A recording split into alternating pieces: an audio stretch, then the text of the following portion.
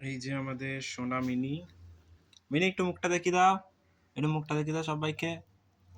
এই যে খুব ভালো। আজকে বলবো আমাদের মিনি কি করে আমাদের বাড়িতে এলো। আজ থেকে 1 বছর আগে এ বাচ্চা ছিল, ওর মতন ছোট্ট পাড়া।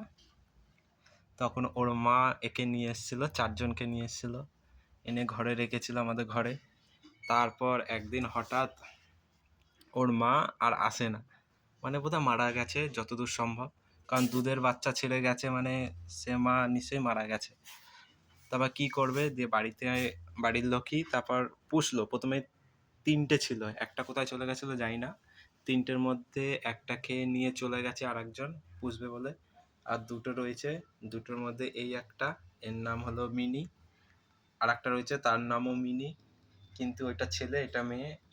আমাদের প্রায় 6 মাস সময় লেগেছে ছেলে মেয়ে বুঝতে, কারণ প্রথমে দেখে বোঝাই যেত না কোনটা ছেলে কোনটা মেয়ে। তারপর এই মিনি আমাদের প্রথমবার মা হয়ে 2টো বাচ্চার জন্ম দিয়েছিল, তার মধ্যে একটা বাচ্চা একজন নিয়ে গেছে, আর একটা হলো এই যে একটু ঠান্ডা লেগেছে, ঠান্ডা এখন ঠিক হয়ে গেছে, তবু হালকা ঠান্ডা এখনো রয়েছে। আর এই যে আমাদের সোনা মিনি। মিনি, মিনি এদিকে তাকা একবার। খাওয়ার সময় শুধু তাকাবে, আর এমনি টাইমে মুখই দেখাতে চায় না। কোথায় কোথায় থাকে কেউ আমি বুঝতেও পারি না।